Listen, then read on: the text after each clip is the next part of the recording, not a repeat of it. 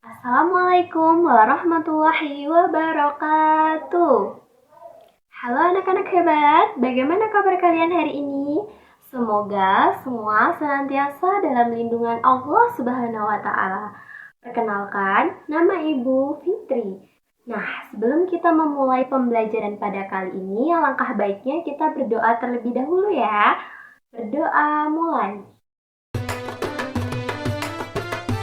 Rabbi zidni ilma warzuqni fahma. Ya Allah, tambahkanlah aku ilmu dan berikanlah aku rizki akan kepahaman.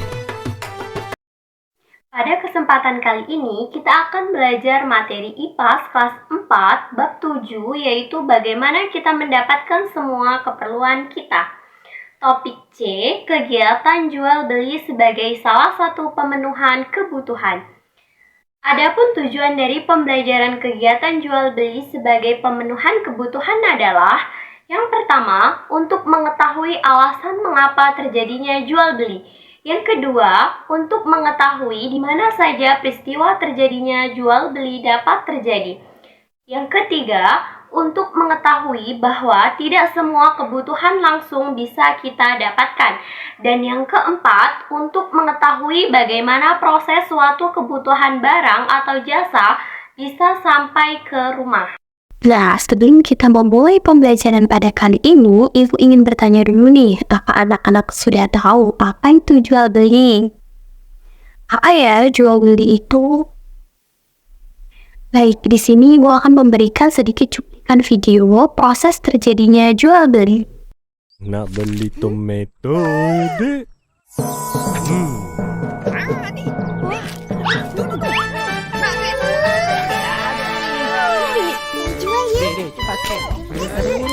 Tahu bagi dulu ni, dek.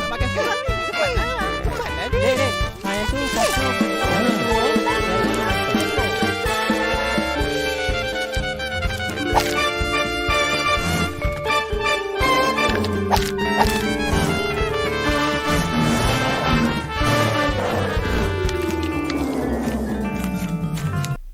Nah, dari video di atas tadi, apa anak-anak sudah tahu apa itu jual beli?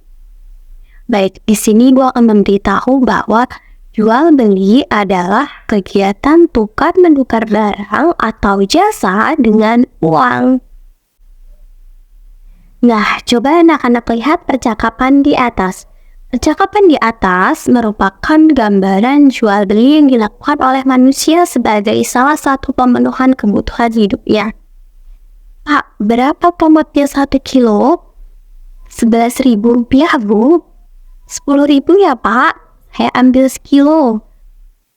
Dapat anak-anak lihat bukan bahwa Ibu Mira sedang menawar sayuran kepada penjual. Namun, perlu anak-anak ketahui bahwa ada juga barang yang tidak dapat ditawar. Biasanya, ini terjadi pada barang yang sudah mencantumkan harga di kemasannya. Biasanya, ini ada di supermarket atau pusat perbelanjaan. Nah, dari percakapan di atas tadi, dapat anak-anak lihat bahwa Ibu Mira berperan sebagai pembeli, penjual berperan sebagai yang menjual kebutuhan atau penjual, sedangkan pasar sendiri adalah tempat jual beli. Ciri-ciri kegiatan jual beli. Yang pertama ada penjual dan pembeli, yang kedua ada barang yang diperjualbelikan, yang ketiga ada proses transaksi antara penjual dan pembeli, dan yang keempat ada interaksi antara penjual dan pembeli.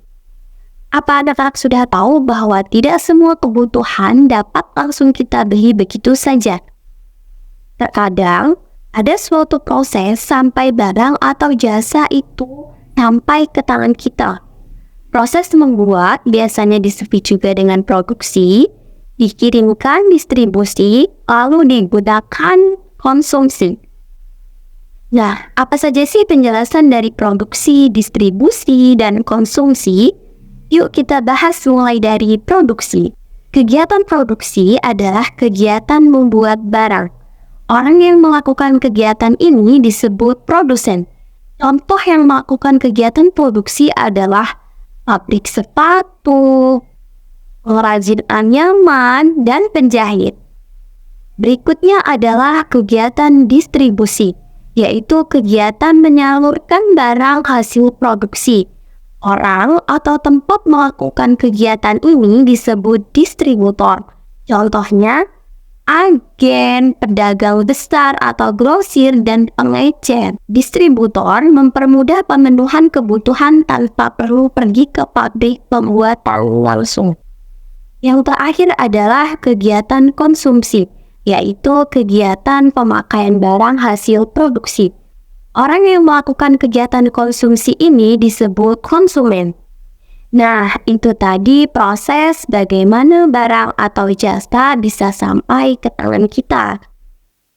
Coba anak-anak perhatikan gambar di atas, yaitu proses terjadinya jual beli ikan jika rumah kita jauh dari daerah laut.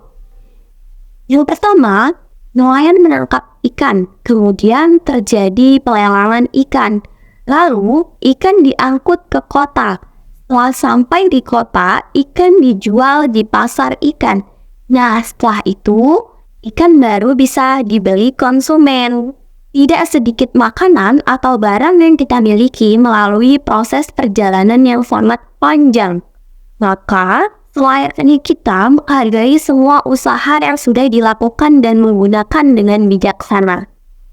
Nah, sebelum Ibu mengakhiri pembelajaran kita pada hari ini, yuk kita bernyanyi bersama agar anak-anak dapat mengingat pembelajaran kali ini dengan mudah.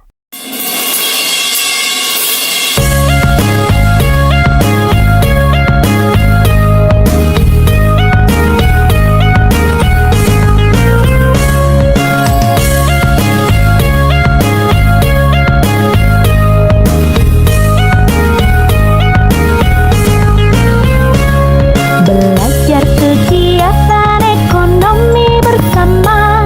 Yang pertama produksi menghasilkan barang. Yang kedua distribusi menyalurkan barang. Yang ketiga konsumsi menggunakan barang. Produksi, produsen, distribusi, distributor. Konsumsi, konsumen, itulah pelakunya. Produksi, produsen, distribusi, distributor. Konsumsi, konsumen, itulah pelakunya.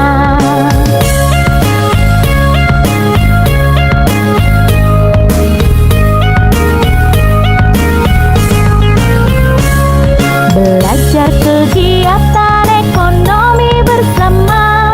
Yang pertama produksi menghasilkan barang. Yang kedua distribusi menyalurkan barang. Yang ketiga konsumsi menggunakan barang. Produksi, produsen, distribusi, distributor. Konsumsi, konsumen, itulah pelakunya. Produksi, produsen, distribusi, distributor. Konsumsi, konsumen, itulah pelakunya. Produksi, produsen, distribusi, distributor.